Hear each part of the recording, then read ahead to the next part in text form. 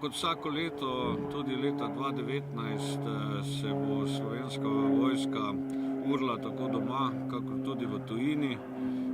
V letu 2019 načrtujemo 11 večjih vaj in usposabljanj, mednarodnih vaj in usposabljanj v Sloveniji in 21 Slovenska vojska bo sodelovala na 21 vajah v tujini. Kar se tiče Posavja, predvsem v okolici letališča Cerklje ob Krki, pretežno meseca maja in junija bodo potekale aktivnosti treh različnih vaj. Večinoma bo šlo za usposabljanja lahkih padalskih enot, skoke iz desante, skoke iz letal, premike z helikopterji in pa potekala bo tudi vaja, že tradicionalna vaja Jadranski udar, kjer bomo usposabljali usmerjevalce ognja iz mnogih držav partneric in zaveznic. Jadranski udar postaja že neke vrste brand. Slovenska vojska po tej vaji je prepoznavna v zavezništvu in širše.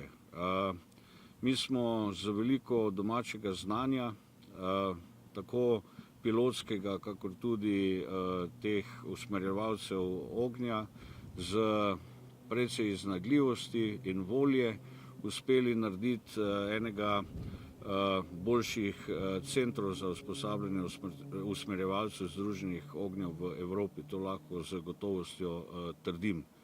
In vsako leto je kar precej gneče, ko razpišemo seveda prosta mesta za ta tečaj, ki ga izvajamo v tudi eni najbolj sodobno opremljenih učilnic in pa seveda na vadiščih Slovenske vojske in na letališču Cerklje ob Krki.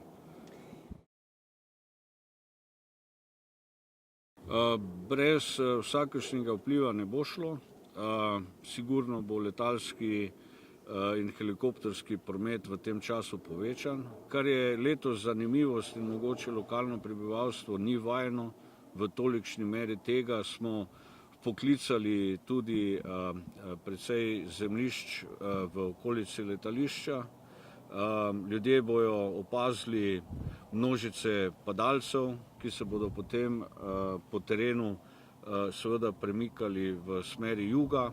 Šlo bo tudi za uporabo manevrskega streliva. Ne ocenjujem, da bi to pretirano bilo moteče.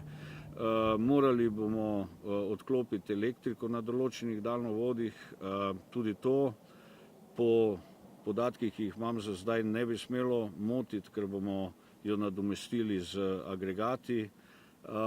Skratka, če potegnemo črto po vse skupaj, jaz verjamem, da bo vse skupaj prej zanimivo, kot pa moteče za lokalno prebivalstvo. Pozabil sem še omeniti težja vozila. Ne bo šlo za sodelovanje težjih vozil, oklepnih vozil, vojaških tovornjakov in bojnih vozil, da, vendar po utrjenih cestiščih. Glede na to, da se bo veliko dogajalo po nebu, se bo verjetno videlo že z prostim očesom izven letališča.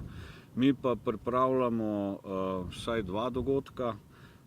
Ne vem še, ali bo odprt za javnost 8. maj, zelo verjetno pa bomo odprli za javnost dogodek 14. maja, kjer načrtujemo izvesti tudi neko malo bolj konkretno predstavitev naših aktivnosti.